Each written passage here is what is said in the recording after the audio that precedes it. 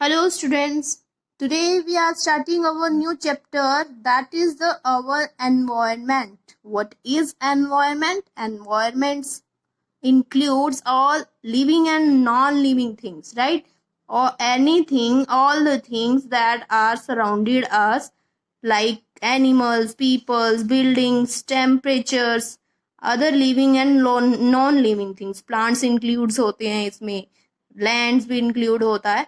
तो सभी वो नॉन लिविंग और living things makes the environment, दोनों मिलकर एनवायरमेंट को बनाते हैं. हमारे सराउंडेड जो चीजें हैं, चाहे फिर वो लिविंग है या फिर नॉन लिविंग है, all are make the environment, right. तो एनवायरमेंट जो सिंपल लैंग्वेज में अगर है, we can see on the earth, earth is our environment. क्यों? अर्थ पर जो है वो लिविंग थिंग्स भी हैं, नॉन लिविंग थिंग्स भी हैं, वाटर है, लैंड है, एयर है, all things are environment, right? A person's environment is made of everything that surrounds him or her.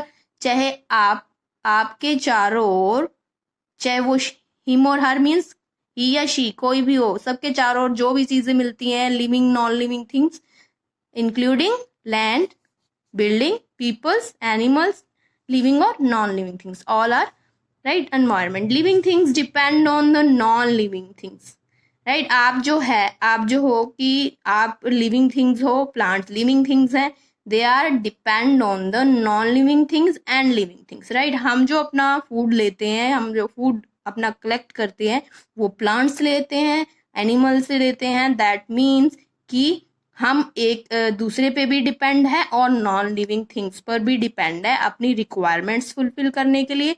चाहे वाटर है, वाटर पर डिपेंड है, लैंड है, एयर है, इन सब चीजों पर डिपेंड है. Without air we can not breathe. That means we are depend on the air, water, sunlight, right?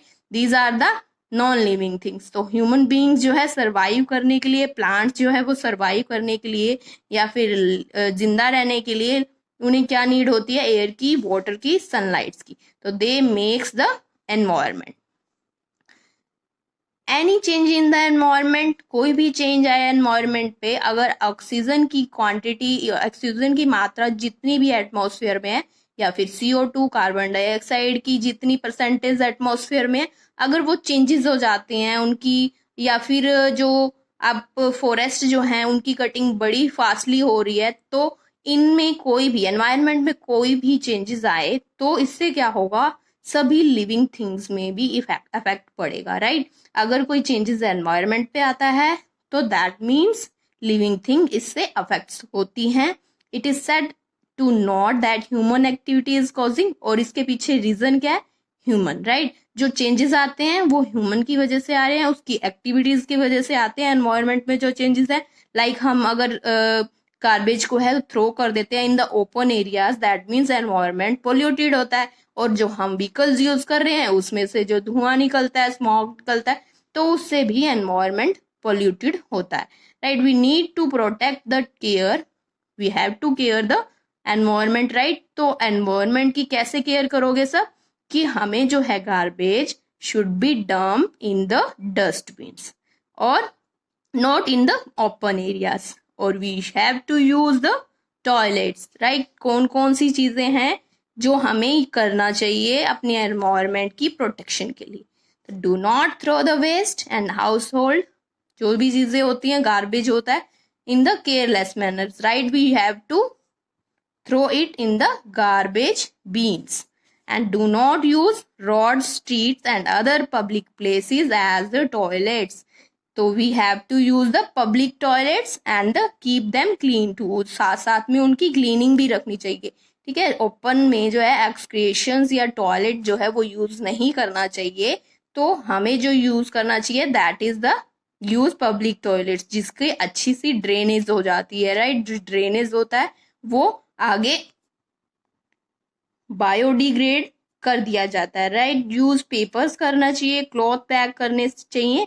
Then the polythenes, plastic जो है वो जल्दी से बायोडिग्रेडेबल्स नहीं है, ये नॉन बायोडिग्रेडेबल्स है. मीन्स जो है इनका रिसाइकल नहीं होता है, ये मिट्टी में आसानी से, सॉइल में नहीं मिलते हैं. तो यूज करना चाहिए paper and cloth bags, and the fourth one is do not allow water to stand in drains, और नालियों में ड्रेन्स में वाटर को नहीं रहने देना चाहिए, वहाँ पर स्टे नहीं होना चाहिए। पडल्स या कोई भी गड्ढों में या फिर कूलर्स में उन्हें क्लीन रखना चाहिए, क्योंकि ये जो एरियाज हैं जहाँ पर वाटर जो है वो स्टैंड हो जाता है, चाहे ड्रेन्स हैं, चाहे पडल्स हैं या फिर कूलर्स हैं, तो वो क्या रिजल्ट होता है, वहाँ मॉस्किटोज की ब्रीडिंग हो जाती है, राइट। मॉस्किटोज जो है वो पनपते हैं, मच्छर जो है उनसे क्या होता है, फिर आगे हमें कोई ना कोई डिजीज को फेस करना पड़ता है। तो हमें क्या क्या स्टेप उठाने चाहिए, you have to clear now. The next topic is type of wastes, right. Waste के क्या टाइप्स होते हैं, they are the two types, biodegradable and the non biodegradable. On the weekend अगर आप ऑब्जर्व करो अपने ही घर में कि आपको डेली में कितना गार्बेज थ्रो करते हो, राइट। अब अगर कुछ खाओगे तो दैट मीन्स कि आपके डस्टबिन में आप थ्रो करते हो, तो कितना गार्बेज हम बाहर थ्रो करते हैं। तो जिससे हम ऑब्जर्व करेंगे कि जो एक दिन में कितना होगा और वीकेंड के एंड में कितना होगा, तो मंथली कितना हो जाएगा। एक हाउस का इतना होता है, तो हम पूरी पॉपुलेशन का लें तो कितना गार्बेज हो जाएगा। तो दैट मीन्स कि हमें ध्यान देना चाहिए कि जोन से प्रोडक्ट, जोन सा गार्बेज बायोडिग्रेडेबल है, मीन्स जिनको हम जो है वो डीकम्पोज कर सकते हैं, जो बैक्टीरिया जिसको डीकम्पोज कर सकते हैं, लाइक पेपर्स हैं, प्लांट्स हैं, ये डीकम्पोज हो जाते हैं, ये सॉइल में आपस में मिक्स हो जाते हैं। तो ऐसे गार्बेज को हमें नॉन बायोडिग्रेडेबल जो चीज़ होती है, वेस्ट होता है, उससे अलग रखना चाहिए, राइट। हम अभी इनकी डेफिनेशन देखते हैं। बायोडिग्रेडेबल क्या है, all the left over food, कोई भी बचा हुआ या फिर कोई पील्स हैं, छिलके हैं, वेजिटेबल के, फ्रूट के, पेपर, प्लांट्स हैं, वेस्ट जो भी चीज़ें हैं, लीव्स हैं, पेटल्स हैं और ट्विंग्स है, ये क्या होते हैं, पेड़ की पंखड़ियां और टहनियाँ, right. Such waste is decomposed by the bacteria, ये सारी चीजें जो हैं बैक्टीरिया इन्हें डीकम्पोज कर देता है, मीन्स गला देता है इनको, ये सड़ जाते हैं। और उसके बाद क्या होता है, किससे, बैक्टीरिया से और अर्थवॉर्म से, जो अर्थ की गर्मी होती है ना, उससे ये डीकम्पोज हो जाते हैं और can be mixed with the soil, और सॉइल के साथ मिक्स भी हो जाते हैं और उसकी फर्टिलिटी को भी बढ़ाते हैं, उसकी उपजाऊ शक्ति को भी बढ़ा देते हैं। बट जो नॉन बायोडिग्रेडेबल वेस्ट होते हैं उनमें क्या होता है, they do not easily mix with the soil, तो वो जल्दी से मिक्स नहीं होते। और कई बार तो यूं होता है कि they takes the 100 and the thousands of years of decompose, कि बहुत वो क्या होता है 1000 years लेता है या फिर 100 years इनको लगता है डीकम्पोज होने में। तो प्लास्टिक है, क्या एग्जांपल्स हैं नॉन बायोडिग्रेडेबल का, कि प्लास्टिक है, इसका डीकम्पोज नहीं होता। पॉलिथीन बैग जो हम यूज करते हैं तो वो जल्दी से नहीं सड़ते हैं, वो ऐसे ही रह जाते हैं, अगर हम बर्न करते हैं तो भी लास्ट में उसका जो पार्ट रह जाता है वो भी बायोडिग्रेडेबल नहीं है। तो ड्रिंकिंग वाटर के लिए या फिर कोल्ड ड्रिंक्स के लिए जो हम ग्लासेस यूज करते हैं, सिल्वर फॉइल यूज करते हैं चपातीज को रैप करने के लिए, और मोस्टली रेस्टोरेंट्स में तो यही यूज किया जाता है, सॉइल सिल्वर जो फॉइल होता है। तो वो चीजें सब जो नॉन बायोडिग्रेडेबल हैं उनको बायोडिग्रेडेबल वेस्ट से अलग रखना चाहिए, right. They takes the 100 and the 1000 years to decompose. तो दे कॉज, और इससे क्या होता है, they cause the harm to the environment, इससे एनवायरमेंट को क्या होता, हार्मफुल होता है एनवायरमेंट के लिए, by the clogging the drains and choking the water creatures.